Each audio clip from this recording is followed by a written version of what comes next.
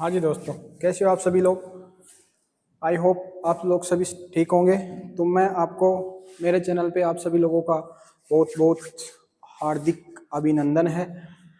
और मैंने आपको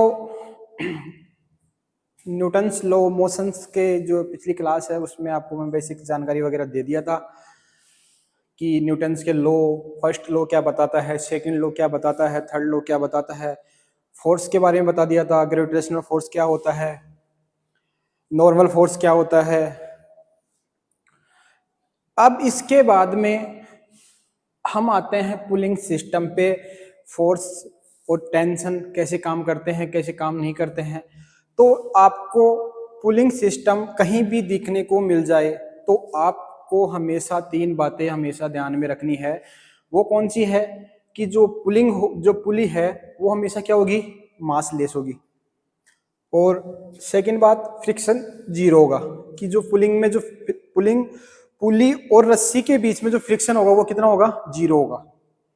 और एक बात हमेशा ध्यान रखना, बोथ साइड टेंशन सेम होंगे कि जो पुली के जो दोनों साइड में जो रस्सियों में जो टेंशन होगा वो सेम होगा, क्योंकि रस्सी क्या है वहां पे सेम है, रस्सी एक है तो टेंशन भी सेम होगा। अब इसके बारे में अपन नॉर्मली एक सबसे मुख्य बात हमेशा ध्यान रखना, नोट में लिखी हुई है कि रस्सी सेम तो टेंशन भी क्या होगा, सेम होगा। यदि किसी भी पुली के अंदर रस्सी अटैच है तो वो रस्सी यदि सेम है तो उसके अंदर जो टेंशन होगा वो भी क्या होगा, सेम। वो कितना टी होगा, कितना भी हो सकता है, टी तो अपन मान के चलते हैं। अब आपके सामने एक डायग्राम है, उसमें आपको पता है कि टेंशन किस साइड में लगता है। जो भी ब्लॉक वगैरह होता है, जो भी बॉडी वगैरह होती है उसके बाहर की तरफ लगता है। तो बॉडी के लिए तो ये कितना हो गया, यहाँ पे टी हो गया, इसके लिए यहाँ पे टी हो गया, पुली के लिए टी यहाँ पे कितना हो जाएगा, टी, इसके लिए टी। इन दोनों का रिजल्टेंट यहाँ पे जो जो टेंशन आएगा वो कितना आएगा, इन दोनों का ऐड, वो कितना आएगा, 2t। ये कैसे आएगा कि यहाँ पे जो 2t है वो कैसे आएगा, इसके बारे में अपने को पता है कि नीचे कितना है t, यहाँ पे भी कितना है t। पुली के लिए अपन मास, पुली का मास mp मान सकते हैं n के बराबर, तो इसके लिए कितना हो जाएगा mpg। तो नीचे की तरफ मास कितना हो जाएगा, ऊपर की तरफ फोर्स कितना है t, इसको t3 मान लो आप। ये 2t कहां से आया, इसको अपन डिफाइन करेंगे। तो नीचे की तरफ फोर्स माइनस ऊपर की तरफ फोर्स कितना हो जाएगा, ऊपर की तरफ फोर्स और माइनस नीचे की तरफ फोर्स कितना हो जाएगा, t plus M P G, ये हो गया। इक्वल टू कितना होगा, F बराबर एम ए। एफ नेट यहाँ पे कितना होगा, ऊपर का फोर्स माइनस नीचे का फोर्स, ठीक है, एम ए, ये आ गया। अब आपको पता है कि मैंने आपको अभी बताया कि जो पुली होगी वो क्या होगी, मासलेस। तो यहाँ पे m कितना हो जाएगा, 0। तो t3 minus 2t equal to M A. अब m, अभी मैंने बोला आपको पुली के लिए क्या है, यहाँ पे m 0, तो ये भी कितना हो जाएगा, 0। तो t3 बराबर कितना हो जाएगा, 2t। यही तो मैंने आपको बताया। यदि किसी भी सेम रस्सी के अंदर टेंशन t है तो यहाँ पे भी t होगा, तो यहाँ पे 2t हो जाएगा। यहाँ पे 2t है, इसमें भी 2t हो जाएगा, तो यहाँ पे कितना हो जाएगा, 4t हो जाएगा। यहाँ पे 3t है, यहाँ पे 3t है, तो यहाँ पे कितना हो जाएगा, 6t, उसका डबल हो जाता है। वो मैंने आपको डिफाइन करके बता दिया कि कैसे ये आएगा। इसके बेस पे बहुत सारे क्वेश्चंस बनते हैं, उन क्वेश्चंस के बारे में अपन देखते हैं। तो आपके सामने एक क्वेश्चन है, ये अपने पास पुली है, इससे एम मास लटका हुआ है, दूसरी पुली से अटैच है, यहाँ पे 10 kg है। तो इसमें अपने को फाइंड करना है कि m, उस m की अपने को वैल्यू फाइंड करनी है। और ये जो कंडीशन वो किस में है, इक्विलिब्रियम कंडीशन। अब आप सभी लोगों के एक मन में एक क्वेश्चन आ रहा होगा कि इक्विलिब्रियम कंडीशन क्या होती है। साम्य अवस्था, कि यदि कोई भी पार्टिकल्स मोशन में है तो वो मोशन में रहना चाहता है, यदि कोई पार्टिकल रेस्ट में है तो वो रेस्ट में रहना चाहता है, कि संतुलन की अवस्था ही इक्विलिब्रियम कंडीशन है। तो ये आपके सामने है। अब मैंने आपको बताया था, एक पार्टिकल्स को पकड़ लो आप, ये तो यहाँ पे किसी भी दीवार से बंधा हुआ है, इसके अंदर टेंशन कितना है, T, नीचे की तरफ फोर्स कितना आएगा mg, तो नीचे की तरफ कितना हो जाएगा T बराबर mg, m कितना है 10, g कितना है 10, T कितना हो जाएगा 100 न्यूटन। यहाँ पे T है, यहाँ पे भी कितना होगा T, यहाँ पे कितना हो जाएगा 2T, जो मैंने आपको भी बताया सेम रस्सी के अंदर सेम टेंशन होगा। यदि रस्सी एक है तो उसमें जो टेंशन होगा वो हर एक पॉइंट पे क्या दो सेम होगा। ये यहाँ पे 2T है, यहाँ पे भी कितना हो जाएगा 2T हो जाएगा, यहाँ पे कितना हो जाएगा 4T। अपने को तो ये फाइंड करना है, ये इसके नीचे की तरफ फोर्स कितना हो जाएगा mg, तो 2T इक्वल टू कितना हो जाएगा mg। T की वैल्यू अपने को पता है कितनी है 100 इक्वल टू m, फाइंड करना है g की वैल्यू 10, तो m की वैल्यू कितनी आ गई 20 kg। आया कुछ दिक्कत आपको इस क्वेश्चन में? नॉर्मली इजीली क्वेश्चन, ऐसे कितनी भी पुली अटैच करके अपने से क्वेश्चन पूछ सकता है कि उस ब्लॉक का मास कितना होगा। जैसे एक क्वेश्चन और देखते हैं अपन, जैसे अपने पास ये है, आप किसी भी एक पुली को, इसमें टेंशन कितना है T, ये सेम है, इसमें भी कितना हो जाएगा टेंशन C, ये सेम रस्सी है तो इसमें कितना हो जाएगा टेंशन T, इसमें कितना हो जाएगा T, इसमें T है, इसमें कितना हो जाएगा 2T, इसमें कितना हो जाएगा T बराबर 100 न्यूटन, क्योंकि T इक्वल टू नीचे mg। अब इसमें m1 को फाइंड करना है तो कितना हो जाएगा mg equal to 2T, m into 10, T की वैल्यू अपने पास कितनी है तो ये हो गया, m कितना हो गया 20 kg, तो m1 की वैल्यू कितनी आ जाएगी 20 kg। अब यहाँ पे टेंशन कितना है T, डायरेक्शन को मत देखना आप, मैंने तो ऐसे कर दिया आपको समझाने के तौर पे, ये T है, नीचे की तरफ फोर्स क्या लगेगा mg, ये दोनों क्या हो जाएंगे इक्वल, तो T इक्वल टू कितना हो जाएगा mg, T की वैल्यू कितनी है 100, m कितना है m2 इंटू 10, m2 की वैल्यू कितनी हो जाएगी 10 kg, बस NF।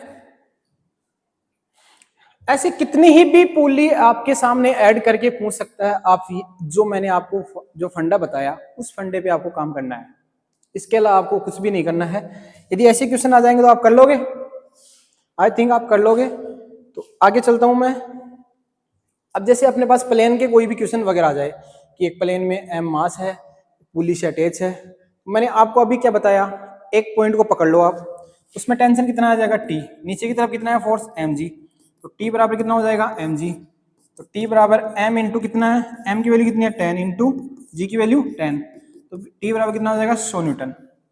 इसमें T है, इसमें भी T हो जाएगा, इन दोनों में T है तो यहाँ पे कितना हो जाएगा 2T है, इसमें 2 है तो ये यहाँ पे भी कितना 2T हो जाएगा, तो यहाँ पे कितना हो जाएगा 4T। तो इसकी तरफ यहाँ पे कितना लग रहा है 4T। अब इसको रोकने की कोशिश कौन करेगा, इसके कंपोनेंट कर लो आप, mg sin थीटा,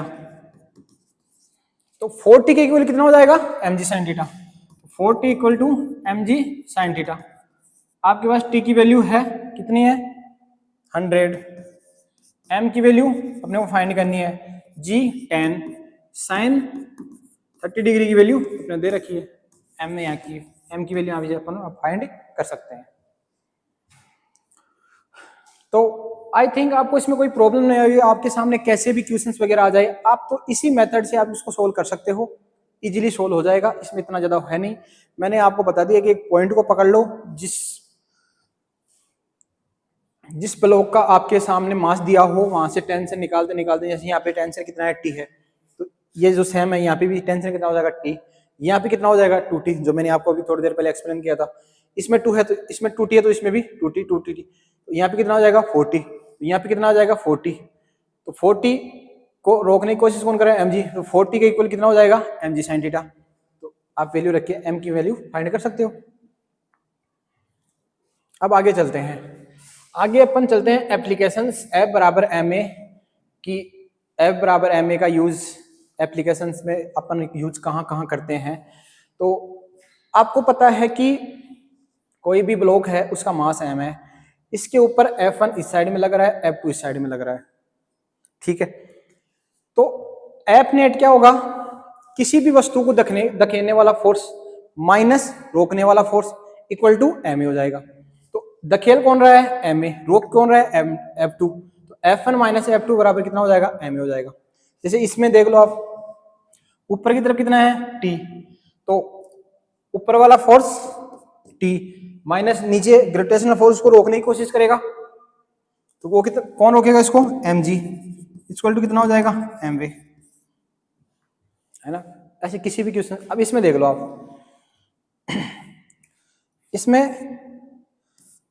50 न्यूटन से इन ब्लॉकों को इस साइड में खिसकाया जा रहा है। अभी जो मैंने आपको बता दिया कि धकेल कौन रहा है, 50 न्यूटन, रोकेगा कौन, रोकने वाला बल फोर्स 0, m कितना है, टोटल फोर्स, टोटल मास कितना है 5 इंटू ए, 3 इंटू 2, ए की वैल्यू आ जाएगी 50 न्यूटन अपॉन ए, जो आपने अपनी ट्रिक से बता दिया। खींचने वाला फोर्स माइनस रोकने वाला फोर्स इक्वल टू, यदि किसी भी पार्टिकल्स में आपको एक्सेलरेशन फाइंड करना हो तो आप इस ट्रिक का यूज कर सकते हो, खींचने वाला फोर्स माइनस रोकने वाला फोर्स अपॉन टोटल मास कितना होगा।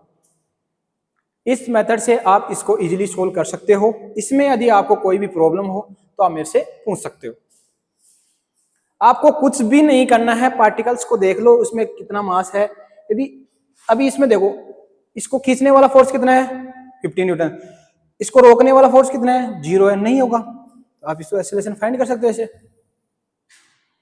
अब इसके बाद में आगे चलते हैं अपन, जैसे आपके सामने एक क्वेश्चन है, इसमें आपको एक्सेलरेशन फाइंड करना है और टी फाइंड करना है। इसमें 3 kg का ब्लॉक है, ये 2 kg का है, तो सीधी सी बात है कि 3 kg नीचे की तरफ आएगा तो एक्सेलरेशन किस साइड में होगा, नीचे की तरफ। ये ऊपर की तरफ जाएगा तो एक्सेलरेशन किस साइड में होगा, ऊपर की तरफ। अब आपको फाइंड एक करना है, तो इसमें 3 kg में F बराबर mg, यहाँ पे टेंशन कितना लगेगा T, mg, m की वैल्यू 3 इंटू कितना हो जाएगा 30 न्यूटन। अब यहाँ पे एक्सेलरेशन खींचने वाला force T minus mg equal to ma, T अपने को फाइंड करना है, माइनस mg, T आ गया ना अपने पास, mg की वैल्यू कितनी है 30 न्यूटन, T की वैल्यू आ गई ना, T की किसके इक्वल है, ये रहा,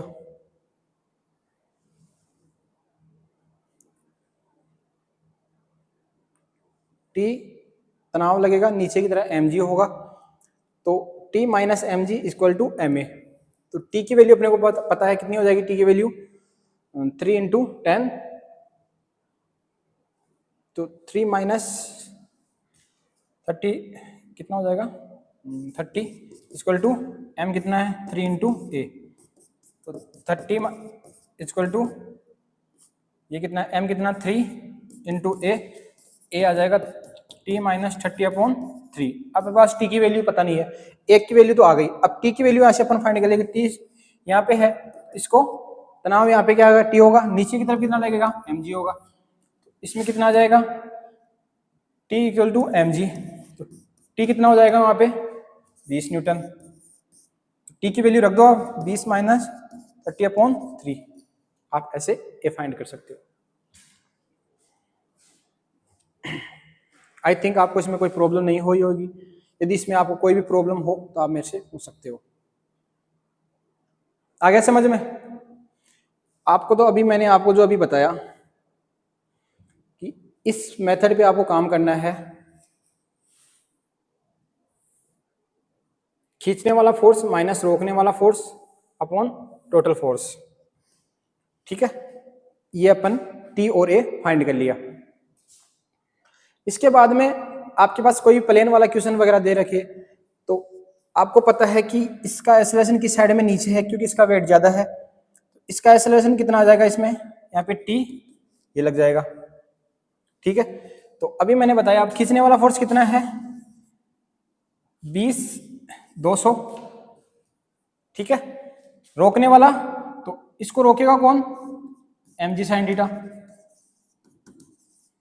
minus mg sin theta upon total force कितना है 3/30, थीटा की वैल्यू रख दो आप, m की वैल्यू है कितनी 10, इसकी g की वैल्यू भी अपने पास 10 है, थीटा की वैल्यू अपने पता है, एक वैल्यू अपन इससे फाइंड कर सकते हैं।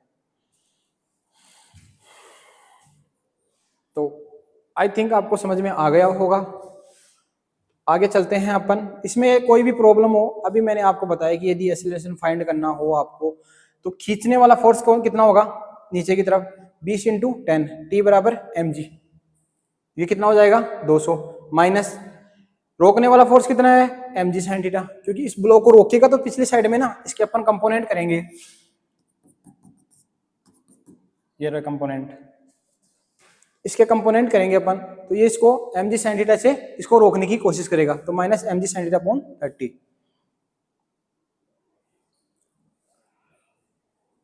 अब find the value of F minimum so that block flip of.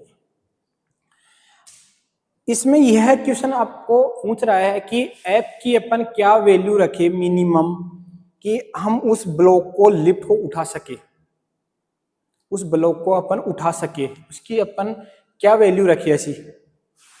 तो इसको नीचे की तरफ कौन खींच रहा है, कितना खींच रहा है 100 न्यूटन से, तो हम इस ब्लॉक पे कितने फोर्स अप्लाई करें कि हम इसको उठा सकते हैं, मिनिमम कितना फोर्स होना चाहिए। आपको पता है कि अपन इस पे 100 न्यूटन का फोर्स लगाएंगे तो क्या हम इसको उठा पाएंगे, क्यों, क्योंकि इसको इक्विलिब्रियम कंडीशन में तो वो नीचे की तरफ, नीचे भी 100 न्यूटन लग रहा है, ऊपर 100 न्यूटन लगाएंगे तो वो हिलेगा नहीं, लेकिन अपने को पूछ क्या रहा है यहाँ पे कि अपन को इसको उठाना है। यदि यहाँ पे अपन 100.0001 का फोर्स, न्यूटन का फोर्स लगा दे तो ये उठ जाएगा। यदि अपने को इसमें थ्योरेटिकल्स में यदि ऐसा कोई क्वेश्चन आ जाए तो आप इसका आंसर कैसे दोगे कि एफ मिनिमम कितना होगा एफ से,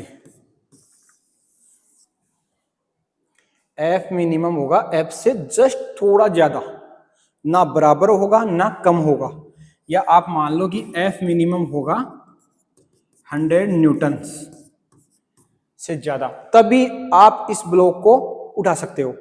अब जैसे यहाँ पे ये क्वेश्चन है 10 kg का आपके पास ब्लॉक है, एफ से इसको इस डायरेक्शन में उठाया जा रहा है, यहाँ पे आपको एक एंगल दे दिया, तो आपको इसमें जो आप कंपोनेंट बनाओगे तो ये आ गया, इसमें नीचे की तरफ कितना लग रहा है mg, ऊपर कितना है f sin 37 डिग्री, ठीक है, ये फोर्स इस फोर्स को बैलेंस कर देगा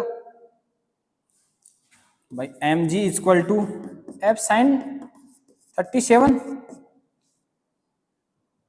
यहां से आप फोर्स की वैल्यू फाइंड कर लो, लेकिन ये उठेगा क्यों, क्योंकि इसके हॉरिजॉन्टल डायरेक्शन में तो कुछ फोर्स अप्लाई हो रहा है ना, वो कितना हो रहा है f cos 37।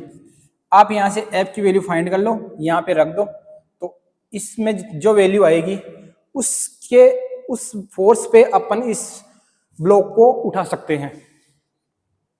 आगे समझ में, यदि कोई भी चीज समझ में नहीं हो तो आप मेरे से पूछ सकते हो। आगे चलते हैं।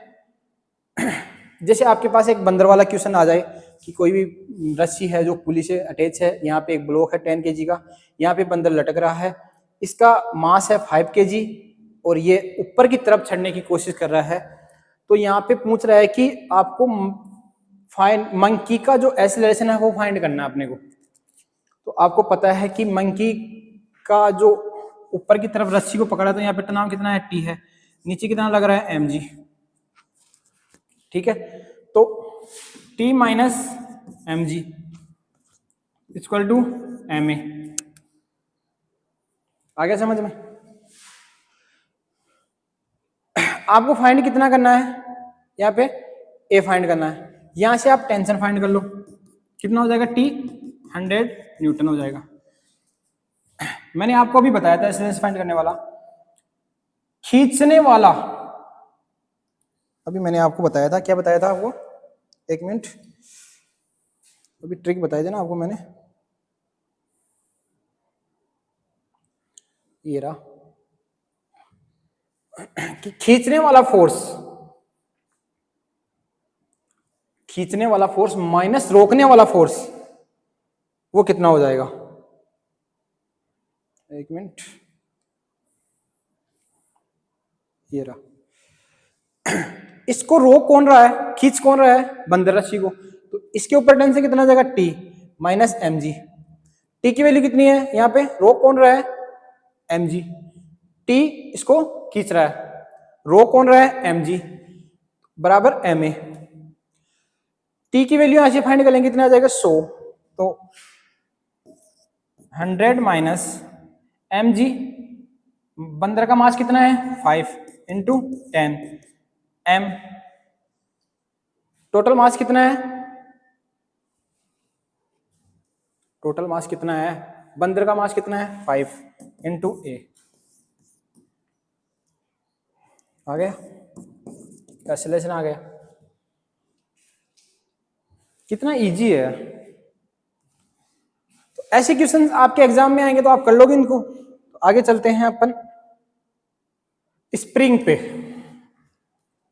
स्प्रिंग पे बेस पे जो क्वेश्चंस आते हैं वो कैसे आते हैं, कैसे बनते हैं। तो आपको पता है कि आपकी सभी को स्प्रिंग तो देखी हुई है ना आपकी। जैसे ये स्प्रिंग है, ये ओरिजिनल लेंथ में है भाई, ना तो इसके ऊपर कोई फोर्स अप्लाई किया जा रहा है ना और कुछ किया जा रहा है। यदि मैं इसके ऊपर कुछ फोर्स अप्लाई कर दूं और इसका डिस्प्लेसमेंट x ला दूं कि इसमें जो कितना चेंज हुआ x हुआ, तो इसकी तरफ इस ब्लॉक को मैं ऐसे पकड़ के खींच रहा हूं, तो इसका फोर्स स्प्रिंग अपने आप को अपनी इनिशियल पोजीशन में लाने की कोशिश करती है। तो जो अपनी इनिशियल पोजीशन में लाने के लिए कोशिश करती है, को लाने के लिए जो फोर्स अप्लाई करती है उसी को क्या बोलते हैं, स्प्रिंग फोर्स। तो इसकी किस डायरेक्शन में फोर्स लेगा, मतलब ये स्प्रिंग है, मैं इसको खींच रहा हूं, तो ये मेरे हाथ के ऊपर अपनी इनिशियल पोजीशन लाने के लिए कुछ फोर्स अप्लाई करेगी। तो वो फोर्स किस डायरेक्शन में होगा, इस डायरेक्शन में होगा। यदि मैं स्प्रिंग को धकेलूं, दबाने की कोशिश करूं, तो वो पुनः अपनी इनिशियल पोजीशन में आने की कोशिश करेगी। तो इस किस डायरेक्शन में फोर्स अप्लाई करेगी, इस डायरेक्शन में। एक्स इसमें डिस्प्लेसमेंट है। जैसे आपके पास एक हुक ने एक नियम दिया था कि जो स्प्रिंग का फोर्स है वो किसके प्रोपोर्शनल टू होता है, एक्स के। डिस्प्लेसमेंट कितना डिस्प्लेसमेंट हुआ, तो एफ एस पी के एक्स, ये तो किस में है, मैग्नीट्यूड में है। यदि अपन इसको वेक्टर फॉर्म में लिखे तो F S P equal to minus K X, और क्या यहाँ पे क्या है, स्प्रिंग कांस्टेंट। उसकी वैल्यू मेरे को किसी भी क्वेश्चन वगैरह में पूछेगा तो उसकी वैल्यू अपने को देगा। इसके बेस पे कैसे क्वेश्चन बनते हैं, जैसे आपके पास ये स्प्रिंग है, इसके ऊपर ये न्यूटन, जैसे ये है स्प्रिंग है, इसके ऊपर फोर्स कितना लग रहा है, एफ एस पी। नीचे की तरफ कितना लग रहा है, एम जी। ये दोनों इक्वल कम हो गए, एम जी इक्वल टू ये किसके ऊपर, स्प्रिंग फोर्स कितना है, के एक्स। आ गया। जैसे ये ब्लॉक है, इसमें पूछ रहा है अपने को ए टू फाइंड करना अपने को। आप इस ब्लॉक को ले लो, इसके ऊपर फोर्स कितना अप्लाई हो रहा है, 100 न्यूटन। ये खींचेगा तो इसके इस साइड में एक एफ एस पी लगेगा, स्प्रिंग फोर्स भी तो लगेगा ना। इसको अपन कैसे अप्लाई करें, अपने को ए टू फाइंड करना है। आप स्क्रीन को पॉज करो और इसको देख करने की कोशिश करो कैसे होगा। बहुत नॉर्मल सा क्वेश्चन है, यदि आपके समझ में आया होगा तो आप इसको कर लोगे। या आपको आप इस क्वेश्चन को कमेंट में, इसका क्वेश्चन, इस क्वेश्चन को देख के आप इसमें जो मेरे को जो भी कमेंट में वो आंसर होगा तो आप मेरे को कमेंट में भेज देना। कैसे होगा देखे, बताओ देखे, करो करो करो, इसको करो।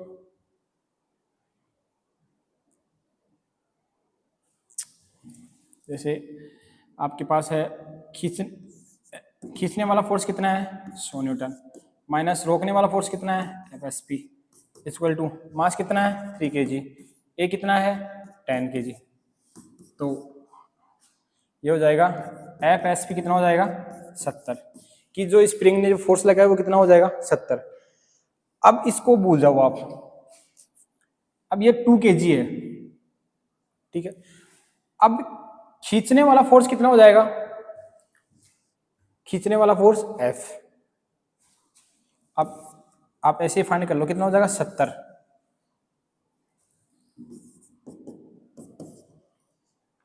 रोकने वाला फोर्स, यहाँ पे कुछ रोक रहा है, इस ब्लॉक को नहीं रोक रहा, इसका फोर्स कितना होगा 0 हो जाएगा। तो मास कितना है 2 kg, कितना हो जाएगा 35 मीटर पर सेकेंड स्क्वायर। आ गया A2। अब आपके सामने एक क्वेश्चन और है, वो है कि अपन किसी भी स्प्रिंग को कितने भी, जैसे आपके पास ये स्प्रिंग है, इसको मैं कट कर दिया टू पार्ट में। जैसे इसकी जो स्प्रिंग कांस्टेंट के है, इसकी लेंथ एल है, इसके K1 है, L1 है, इसकी K2 है, L2 है। तो इसमें आपको हमेशा एक बात याद रखनी है कि जितने ये होगा K1 L1 equal to K2 L2, ये आपके सामने रेशियो हमेशा इसमें याद रखने होगा कि जो स्प्रिंग का जो कांस्टेंट होता है उसकी जो लेंथ होती है वो उनको कट करने के बाद में K1 L1, इसका कांस्टेंट K1 है, इसकी लेंथ L1 है। अब आप इसमें एक क्वेश्चन बनता है, यदि किसी भी स्प्रिंग को बराबर दो भागों में डिवाइड कर दिया जाए, जैसे इस स्प्रिंग है, इसको मैंने कट कर दिया, इसकी लेंथ है L, तो मैंने इसको बराबर दो भागों में डिवाइड कर दिया, तो ये कितना हो जाएगा L/2, ये भी कितना हो जाएगा L/2, तो जो ये कितना हो जाएगा L/2, ये भी कितना हो जाएगा L/2, तो कितना आ जाएगा अपने पास K1 कितना आ जाएगा 2K और K2 कितना आ जाएगा 2K। यदि मैं इसी स्प्रिंग को तीन बराबर भागों में डिवाइड कर दूं तो कितना आ जाएगा, K कितना आ जाएगा 3, K1 कितना आ जाएगा 3K, K2 कितना आ जाएगा 3K। और यदि मैं इसको n बराबर भागों में डिवाइड कर दूं तो स्प्रिंग में आपको क्या देखने को मिलेगा कि जो आपके पास जो स्प्रिंग कांस्टेंट की जो वैल्यू है वो कितनी हो जाएगी n की। यहां तक आपको कोई भी प्रॉब्लम हो तो आप मेरे को बता सकते हो। तो आज के लिए इतना ही काफी। Thank you.